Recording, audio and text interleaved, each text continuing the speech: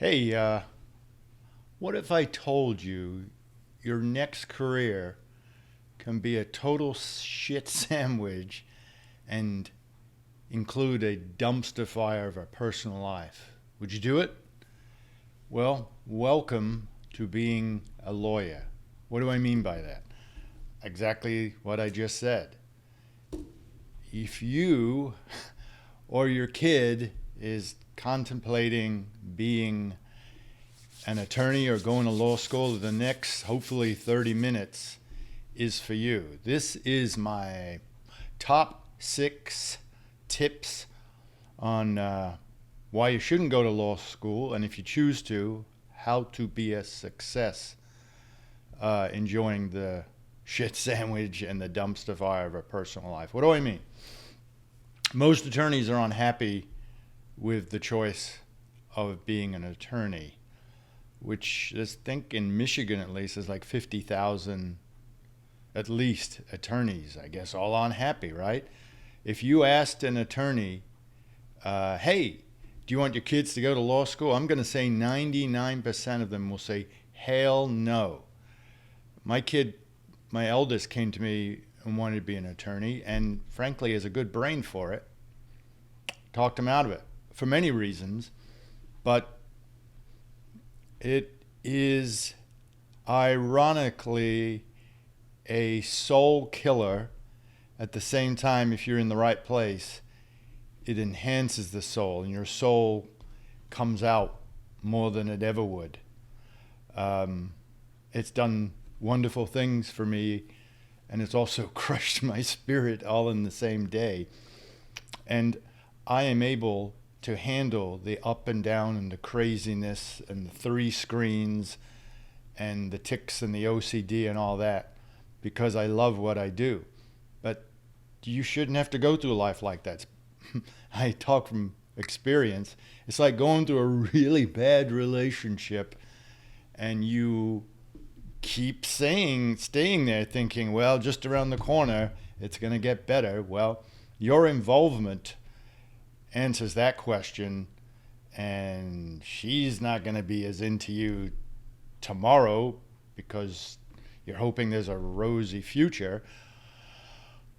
It depends on her, it depends on you, and if you make the wrong choice, which is the law, if you make the wrong choice, as probably 99% of us have made, it's sometimes you're locked in. You think marriage solves that problem that you're ignoring.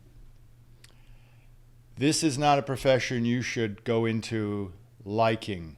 You should go into it loving it. So my tips today are kind of talking you parent out of it, letting your kid go to law school if you hold the purse strings. And if you are an adult contemplating law school because your political science degree is not cutting it, like me, don't do it. I don't see how it's worth the expense and the soul crushing and the hardships that you're going to go through for about 4 years. And what I mean by that is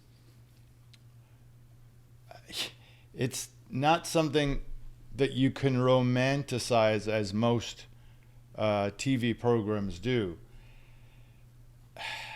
With all that said, it's the best job in the world. I know that sounds crazy, but if you match up with your niche in this profession, you will have a very rewarding, fast-paced experience that you could make a little bit of money on. You can make a lot of money. I've had cases that I made serious cash on that I didn't deserve, and there's other cases where I just threw everything I had into it, took the case for free, and lost my ass on the case. But I have that choice because of this wonderful profession. It's just, and this is the point of this video today, to get there, you got to really pay your dues. The number one reason why you should want to become an attorney is not going to serve you well in law school. And the number one reason is because you want to help others. There's no reason to go to law school unless you want to help others. There's no reason to be an attorney unless you want to help others. It should be your main focus. Just like anything else, the minute you focus on just exclusively your needs first, I don't think you have a relationship with anything. So you only have a relationship with yourself. So you want to have a relationship with the person and your profession, and you should love both. You should take them warts and all, but they should also take you. That profession should want you in it. And I feel like my profession wants me in it. It wants to be in a relationship with me. But most relationships aren't as rewarding, as giving as this profession is. But to get there, you got to go through a horrible leveling of the playing fields, meaning you go to law school and you are in for a horrible ride. Beginning number one, if you want money and fame, that's the wrong profession. If you want to lose your ass financially, that's the right profession. You should decide why you're going to law school. Again, it's because intellectually it's a great place. You should first consider the choice of going to law school and of being an attorney, again, through this prism. And it's key tip number one. Go find an attorney that will let you shadow them. That's simple enough. And you've seen my other videos where I say, go to court a week before and prep in the field where you're going to be doing battle the next week. So you can see the ins and outs and the ebb and flow. I think that's the same advice for if you want to go to law school. I went and found a job in New York. I don't know how I did it, but I did it. Before I even got into law school, I found a job shadowing a DA. And I remember the first day, I don't know what to do. I had a suit on, so that is the most qualifications that I had to be in a courtroom. And I'm walking through the courtroom, and I was told to go give some stuff to a judge, and there were files. I didn't ask for permission to approach the bench or anything like that. I just put the files on the judge's bench, and he looked at me and he said, "Get back to your table and call your first case." He thought I was the attorney handling at that. It was a criminal docket. And I have never felt so exhilarated. When my kids were born, that tops that feeling that day, but that came before they did. That exhilaration of a judge accepted me as an attorney. And I did not know that I wanted to be an attorney or what it meant or being in a courtroom until that day.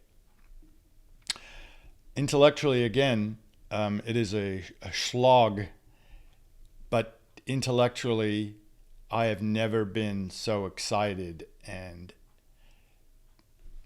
enjoyed something that is so hard and still came back swinging. But I would shadow an attorney and don't say, hey, I want to be a public service criminal attorney, or I want to be a wills and trusts attorney. That's not going to serve you, because law school filters that out of you. You go to law school to figure out what type of lawyer, sort of. Most people go, I just want to get a job and I'll be that lawyer. Wrong. Don't go to law school if money is going to be the motivator when you finally get your job. You're not going to be a very good intellectual sponge if you have already shaped your belief on what type of an attorney or why. Be open to everything. I got the highest, seriously, I'm a big dummy, but I got the highest grade in this one class, and they gave you blue books. Who got the blue book? I did, in a topic I would never dream of involving myself in, but it turned out I had a knack for it, because I was open to it. I was just grateful I got into law school. So if you got to go and you want to go, first go shadow an attorney. That's tip number one. And then you'll ruminate in his world. And by the way, when you do that, that is, an attorney will take you under their wing. First, you're going to give them free work. But we like to talk. So we're going to tell you everything, more than you need to know about the profession. And then you can make an educated decision. Key tip number 2. If you go to law school, you're going to find, as I did the hard way, that studying in law school is backwards. What do I mean? I just worked my ass off for 3 years, totally underwater, scared all the time, neurotic. It was like basic training for 3 years for me. I never felt like A, I belonged, B, I was going to pass. But I got through it. And I remember studying for the bar the first time, and I got all the books together to study the 3 years that you just learned about. The 3 years of knowledge now is encapsulated into a couple of months. Let's say you graduate in December because you got out fast. Well, the bar is February. So it's sort of like entering college as a football player. If you enter early, you can take the bar early. If you enter college early, you can get into spring training as a 17, 18-year-old. And it's the same thing with taking the bar. Trying to graduate before the first bar. You have 2 bars in a year, February and July generally. Things are changing with COVID. I don't know if they're going to go back, but get it so you can take both bars. Because if you fail, if you can only take July bar because you graduated in May, now you got to wait all the way to the next year. So give yourself a chance in that regard. I didn't give myself a chance to fail, and that's another story. But I got to take that first bar, and the first thing I did is I hoofed it off to Florida. I was in Michigan because I was told, take as many bars as you can. So that's the first bar I took. But what I learned from what I learned from studying the bar was everything I needed to know for 3 years was in these books, and they had practice exams. And I thought, oh my God, if I had these books with all this information during law school, I would have succeeded much further and done much better than I had done. I barely made it out of law school. Well, that's not true. I think I graduated with a 2.6, which is not the greatest. It's a C plus maybe. The old joke is, let's say the lowest score you can get to pass the bar is 135. So the joke is, what do you call someone that got a 135 on the bar? An attorney. So I'm an attorney because I worked my ass off to get that 2.6, and then because I appreciate it, then I worked my ass off to study for the bar. So you get these practice tests, and it's much more sophisticated, probably all online now. But all that stuff for practicing and taking the bar is what you should use for law school. Sure, there's going to be ins and outs of professors giving you separate work to do, but I should have had all those. If I had to do it again, if there's reincarnation, I'm going to take all those books and study aids for the bar to study for law school, and my grades would have been better. Because I would just take thousands of practice exam questions, and if I passed the question, if I was successful, I ignored it. If I failed it, that's what I focused on studying. I'm not going to study something I already know. And that really condensed, because you only had 2 or 3 months to study for 3 years, your brain went into overdrive. And I studied 15 hours a day sometimes in the bottom of a library for weeks at a time. I would emerge to get a coffee and a Subway and a sandwich and then go right back down into the tunnels. And I probably studied too much because I didn't get a chance to reflect. So Think about how you study if you're going to go to law school. I would look at bar materials. The weirdest part is after I took my final exam, and you have to consider this. I did not consider this. The weirdest part after I took my final exam in law school, my friend and I went across the street to a bar, restaurant that strangely went out of business the next day.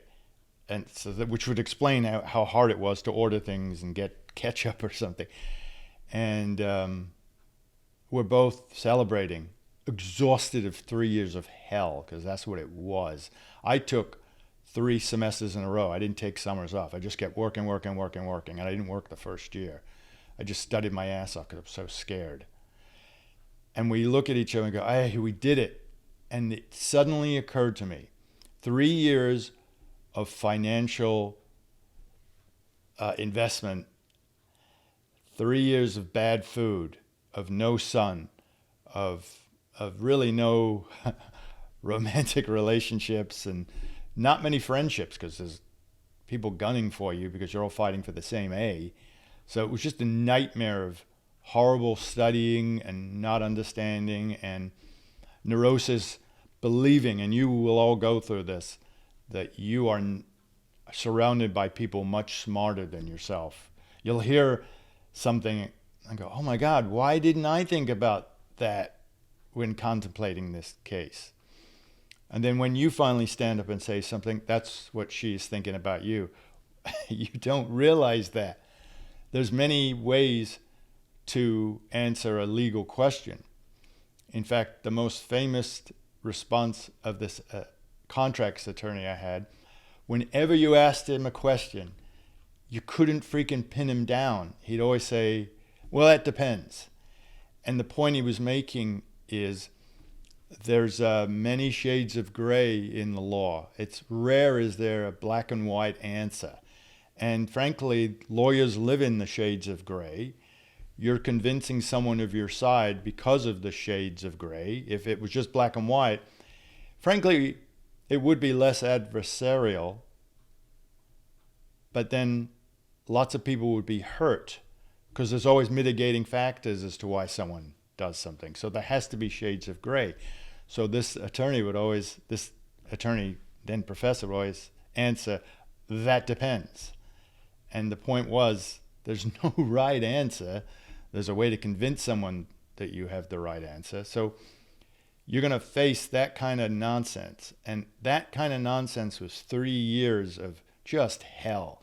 Imagine a whole semester of learning the tax code. Fun, right? Every semester had one of those classes. I don't get it. I understand some of the stuff now that I'm doing, like secure transactions. Just the word secure transaction scared me. What the hell is that? And I had a bad professor or a bad coach. A professor is just like a coach in law school. If you have a bad one, the whole friggin' thing goes bad for you. So after all that hell, all that sacrifice, I said to my friend Eric, I said, holy shit, do you realize we just went through all that? And it means nothing if we don't pass the bar. And that is true.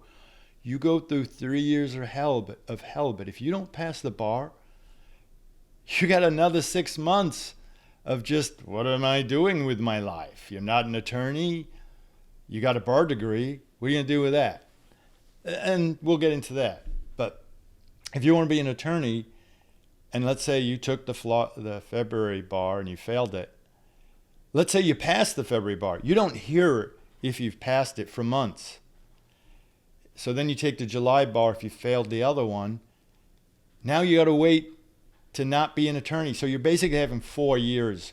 So if you don't pass that bar after all that hard work, and it is hard, man, at least it was for me, you are going to be screwed. What do? I started a business, actually, of doing research for attorneys.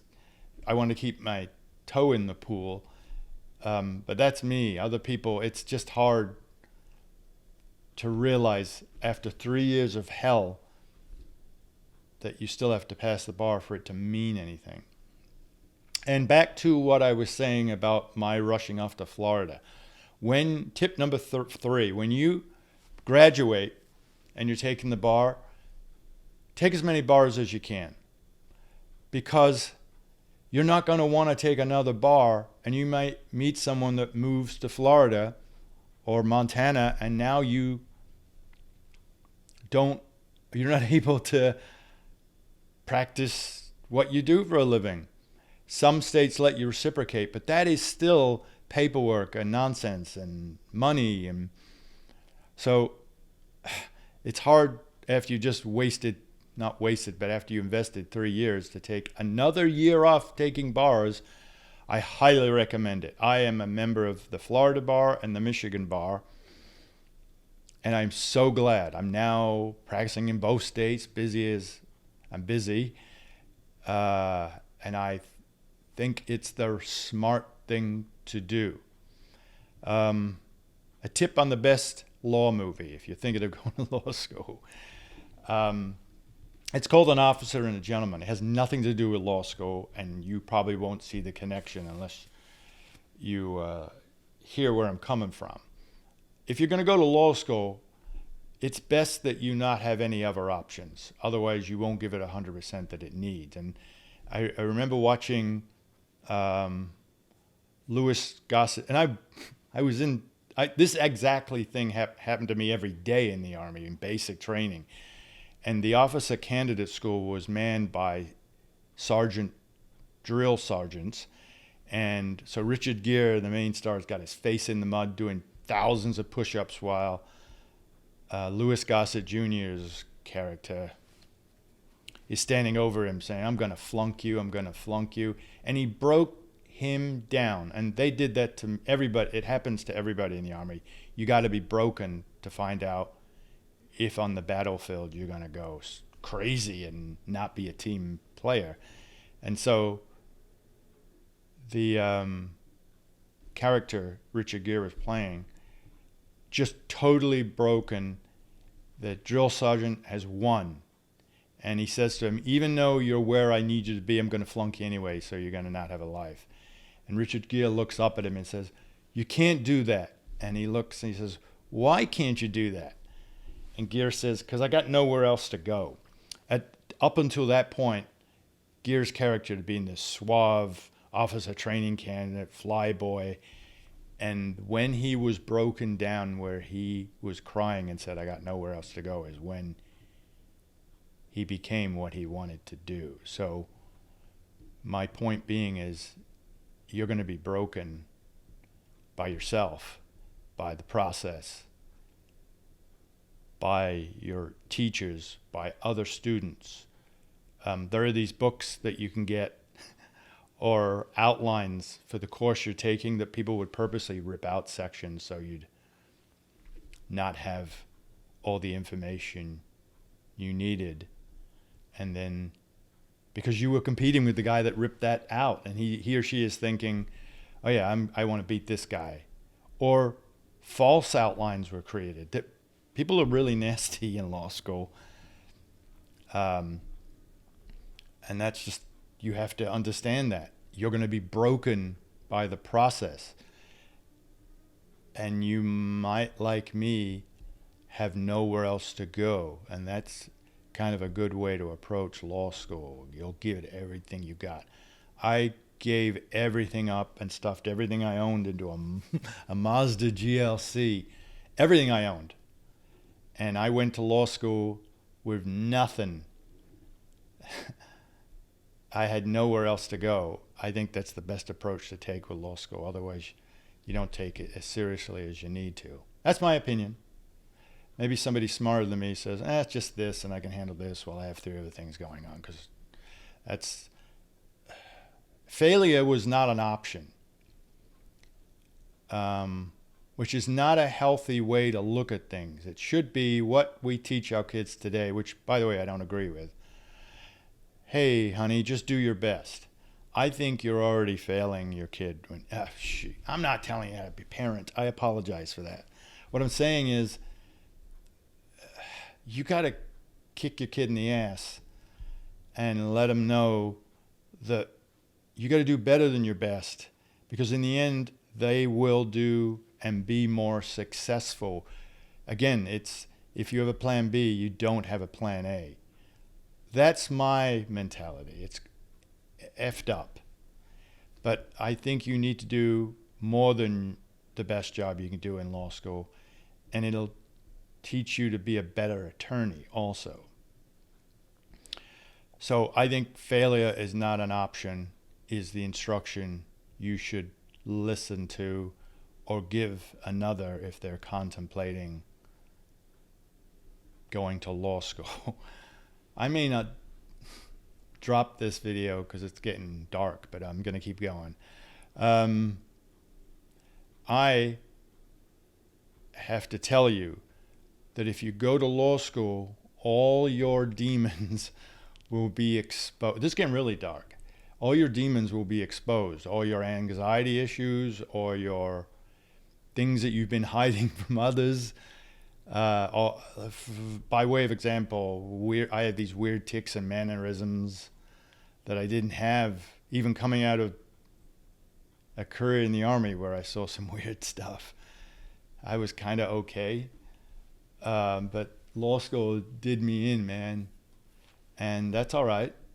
But it's not a healthy mental. It's not a good place to take a mental health break. On the contrary, you're going to need a break.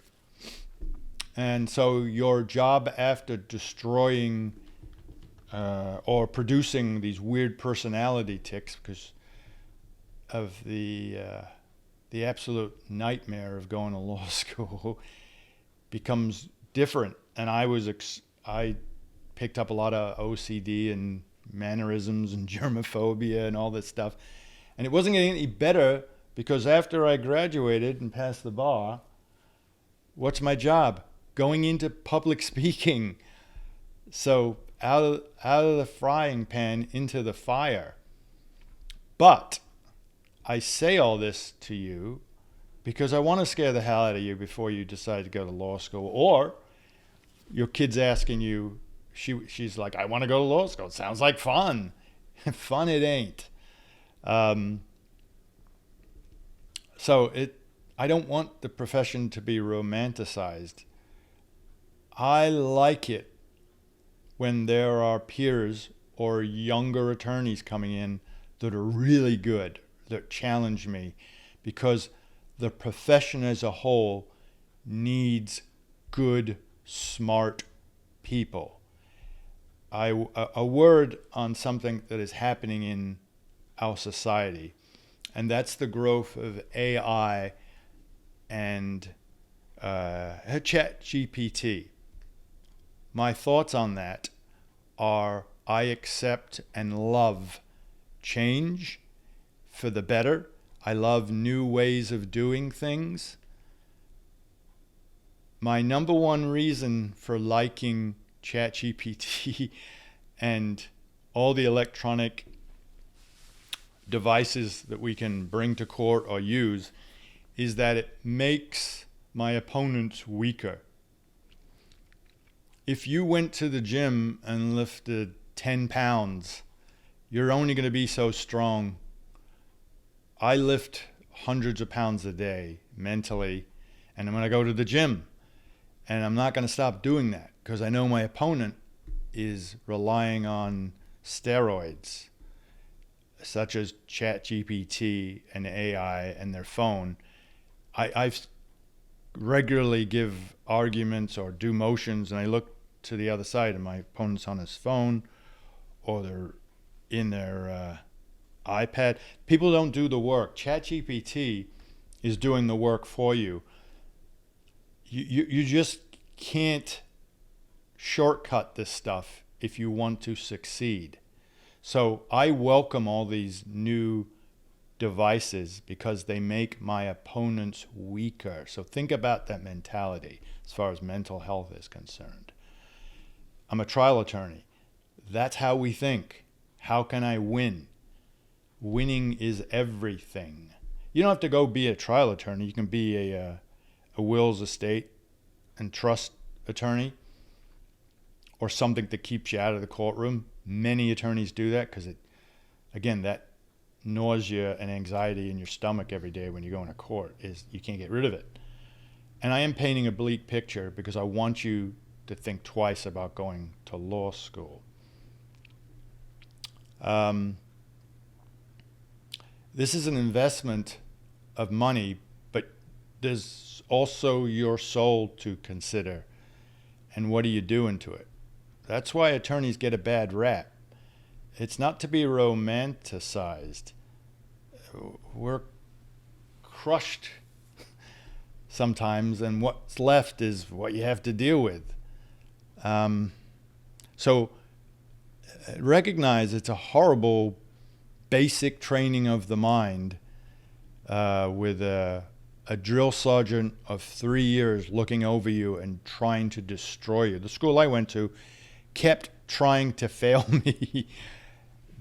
Because their whole thing was they wanted you to pass the bar, so they gave you tons of bar-related classes rather than the ones I wanted to take, which is I wanted to take classes with real attorneys telling me how it really was. So if you're going to go to law school, sometimes you're going to learn about agendas.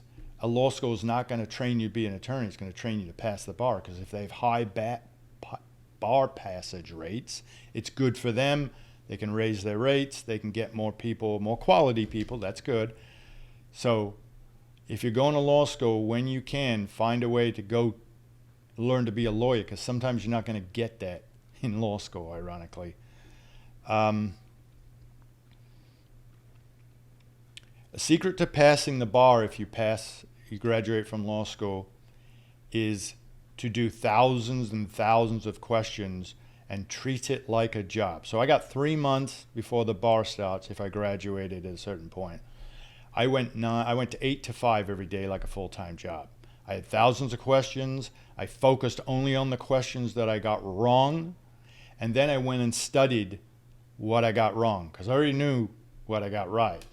And then I'd take thousands more. And maybe I'm getting ones wrong that I was getting right before. I just studied that material. Why? Because of the time. Don't try to study 3 years, one case or one course at a time. Just go immediately to the back or to the online resource that has questions. It's the best way to study for the bar. And I took 2 bars in 1 year, and I took an ethics bar on top of that. I took an ethics course a whole semester without opening the book, because every question on the exam that I took for that class and for the ethics bar was from my stomach and my heart. I winged it. I have no guts in law school. I've got them now, but I said, I want to see who I am, and I didn't study. I just said, when a question came up, what would I do as a person in this scenario that I'm presented, either with writing a answer, a little short paragraph, or picking A, B, C, or D. Taking the bar is pretty easy once you study enough. There's 2 right answers and there's 2 wrong answers in a multiple choice setting. And you just got to figure out what's righter. And I know that's not proper English, but do those questions just like I practice. In my other videos, I tell you, go to court before you go to your actual court date and learn and get comfortable. Well, doing thousands of questions takes away the fears of first seeing this exam. It'll be in the same format, and as you're taking the bar, you'll see the same questions you study. I guarantee it. Questions, questions, questions. If you are fortunate enough to pass the bar, and I hope you are, because you just went through a shitload of hell, excuse my language, you then have to pick a job. And tip number 4 is take a job that is part of the plan. What do I mean by that? I'm not telling you how to live your life. Hey, Park, you don't understand. I got all these bills, and who are you to tell? Then don't go to law school. Have a brain already. When you graduate, Pick a job that's part of the plan. I want you to write down what type of person and attorney you want to be in 5 years. So if you want to be, you want your own practice, which I recommend 100%, you can go and get a research position with a top-notch law firm because your grades are so good. Mazel tov. You're going to sit your ass in a chair. Best, you're going to be second chair at trial, maybe third year into it, and you become kind of a crappy person too. And you get it's just like law school again, working for a top-notch law firm, because they will chew you up and spit you out because you're worthless to them, just like Richard Gere in the movie Officer and a Gentleman. You will be used for 3-4 years, 80 hours a week. You'll be a total mess. You'll make gobs of money and you'll be unhappy. If your plan 5 years from passing the bar is to be unhappy, that's a good approach. If your plan is to have your own business and discover your own niche, then take a job that is part of that plan. If you want to be a defense attorney, go work for the prosecutor. A couple of years, you'll network with judges and other attorneys. The best attorney, even in what I do, I didn't have this. It took me longer, but to know things from both sides of the V, plaintiff, defendant, prosecutor, the people, and the defendant, you're the best attorney. If you can get a job in, for example, as a prosecutor and then go into legal aid or defense, in 5 years, you are worth something. Perhaps to another firm if you can get that right job and that right niche.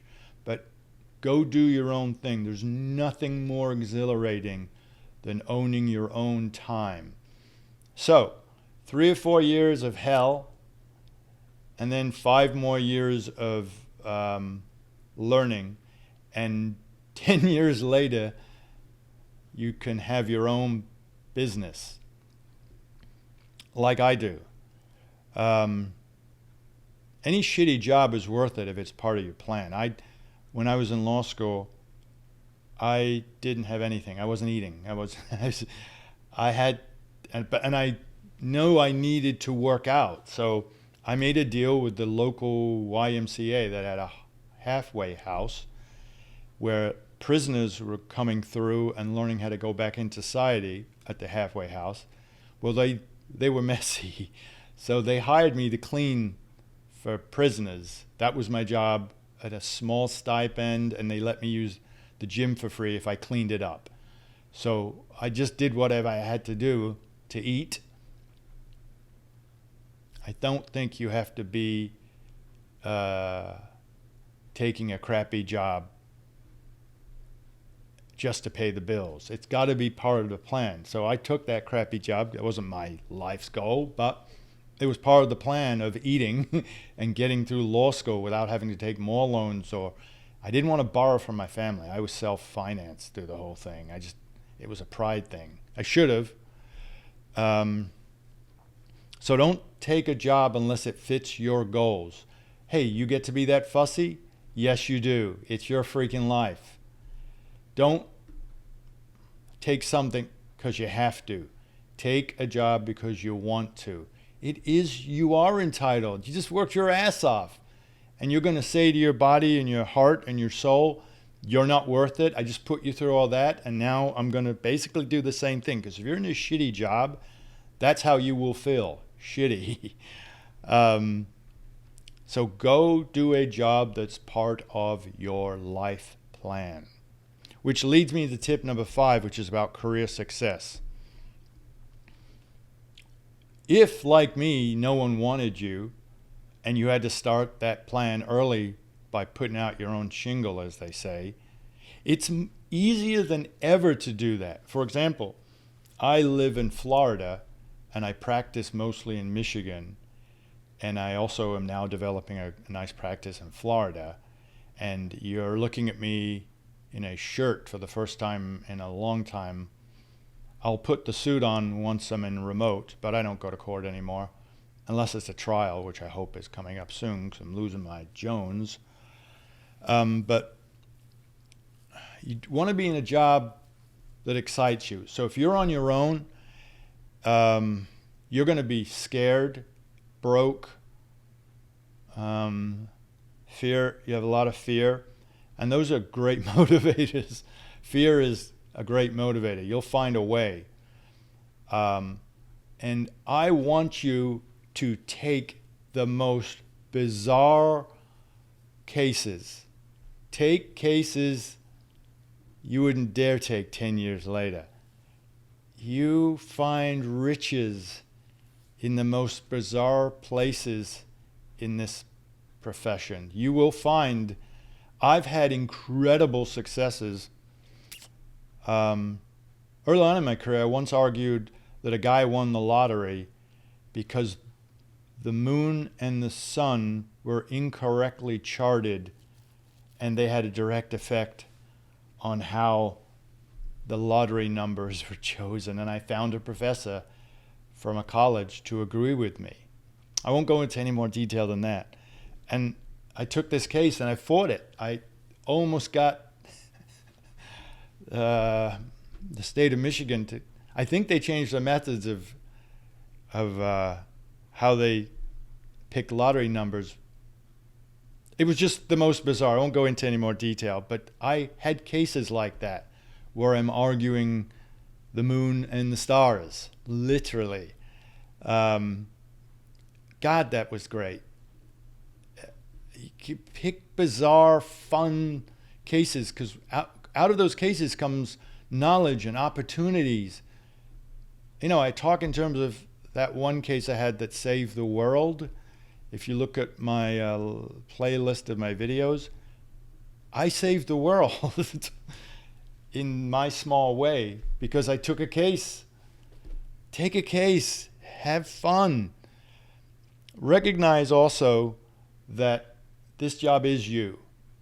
I put everything I've got into it because, frankly, in my main practice, which is representing people that are being sued for financial problems and bank loans that went south and collection companies are coming after my clients and mortgage foreclosures, all the worst stuff financially that I've been through in my life. So I represent clients. I'm really representing me. I can't think of a better way to approach a law practice. Find the thing where you're representing yourself, because you will love those clients like you love yourself.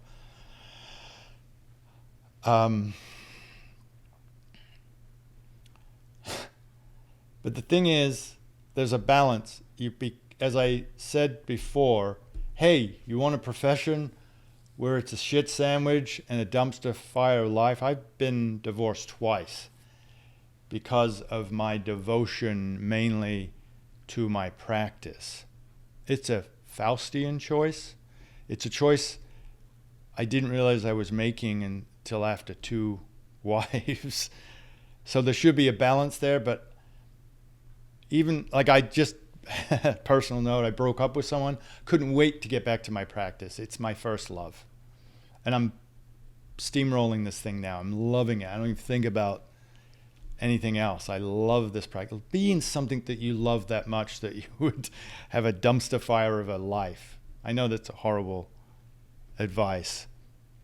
My last wife, I love this thing so much that the reviews are quite high and complimentary, and I was just shocked as hell. I remember going through all these reviews of people saying what a great job I did, yada, yada, yada. You can go look at them. And my ex-wife saw what I was looking at, and she said, after seeing all the great things they said, she screamed at me. She said, "Why can't you treat me like that?" And then stormed off. So that is a life, a lawyer's life, a personal life. Thus the 2 divorces. If you love this thing more than you love other things, the only exception to that, and I'm not saying this, is the kids. I love my kids more. And they know it. And they've become wonderful. And my ex taught me a great deal. That same ex, she is a politician, and she was a Democrat in a very rich Republican district. But what she did is she went and knocked on every constituent's door that she wanted their vote. And they'd never had that before. It's a rich district. They know it's Republican, why try? But as a Democrat, she went and knocked on their doors and said, I want your vote. Tell me what's going on. This kind of makes me... I learned from that. Learn about your client. So a client calls you up, boom, find out how you can help them, tell them, show them, be the answer to their problems. And now take 5 minutes to learn about them. I do that with every client because I want to. But I remember that's what she did. She took 5 minutes just to learn about, and they weren't talking to a politician. They were talking to a person. And I try to be, as I've said in many videos, a human being. It's the number one thing to success is your soul and being a human being. I'm thinking back on this video and I may tank it. If you see it, it's because I took a chance. It's kind of dark. But I want you to know on the other end of all that crap, and I've just touched upon some of the stuff. I'm looking at all the notes in front of me, but I always ignore my notes. I could touch on a lot more. I want you to remember tip number 6. Screw the money. The money will come if you're in a place where money should come. But that soul, man, it's to be fed. And it'll tell you what it wants. And helping people, I never get the exhilaration of any amount of money that helping people gives me. My goal every day is someone's calling up and crying, or just you can hear the anguish because I've lived their life. If I get them laughing at the end of the phone call, that is the greatest. And I try to do that. I love helping. I love fixing. Maybe I want someone to fix me. I don't know. But I want to help. And I just think success, as I said throughout this, go to law school, become a lawyer because you want to help people. That should be number one. Soul growth and a niche. A niche and a soul growth are to be combined. Find the thing that grows your soul, that gives you that great feeling, and find that niche. I've heard somebody else has this, and the expression is there's riches and niches. The richness is the enjoyment of helping, and the money, if there's money in it. I reluctantly started taking money from people. I was finding other ways to maybe sue the other side, but I got almost broke doing that. Someone would call up crying and I'd take their case. So I've had to stop myself doing that so I can pay for stuff. But being an attorney is extremely rewarding if you are in the right place. So my purpose today was to scare the hell out of you and tell you not to go to law school. And if you do, here's some of the things, crazy things, the mental breakdowns you're going to have, the physical, you're going to gain 30, 40 pounds. Good or bad, whether you need it or not. You're not going to eat well.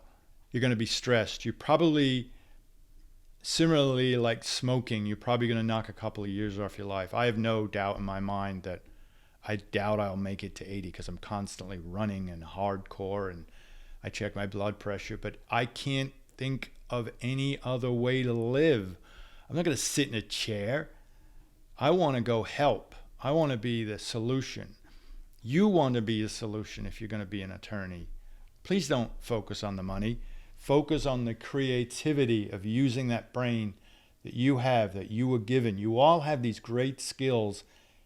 Find the jigsaw puzzle where it just snaps right in, and you will be happier like me than you've ever been. Take it from a guy that's had 2 divorces. I know from happiness. And the number one thing I want you to know today is find a legal job that you love. You don't marry someone or something that you like. Marry yourself to something you love, and the rest will take care of itself. I get up every day. I got up today.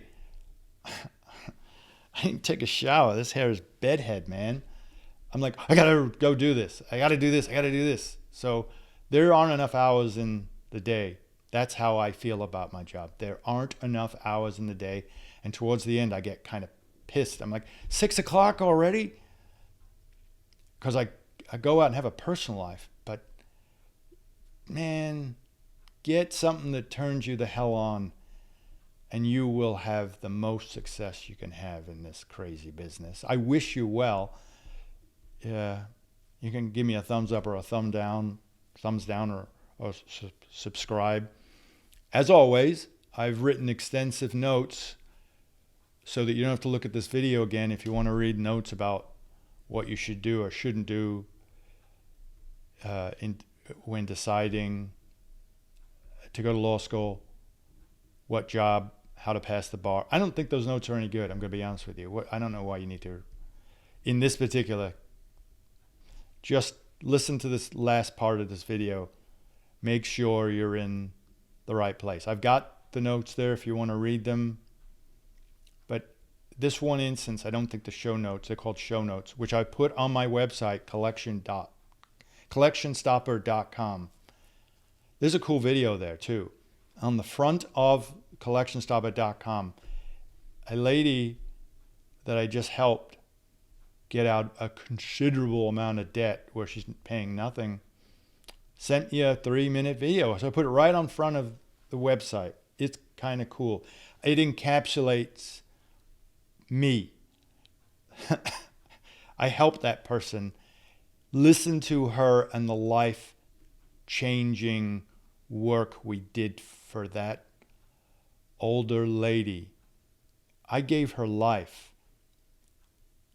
Find a job where you give people life. That's the legal advice that I'm going to give you today. So go to collectionstopper.com, subscribe, check out that video on my front page, and also go to Podcast Plus on my website if you want the show notes or the podcasts, and the YouTube channel will have all these videos. I will tell you, I'm not really happy with this video. If you see it, it's because I took a chance. Thank you.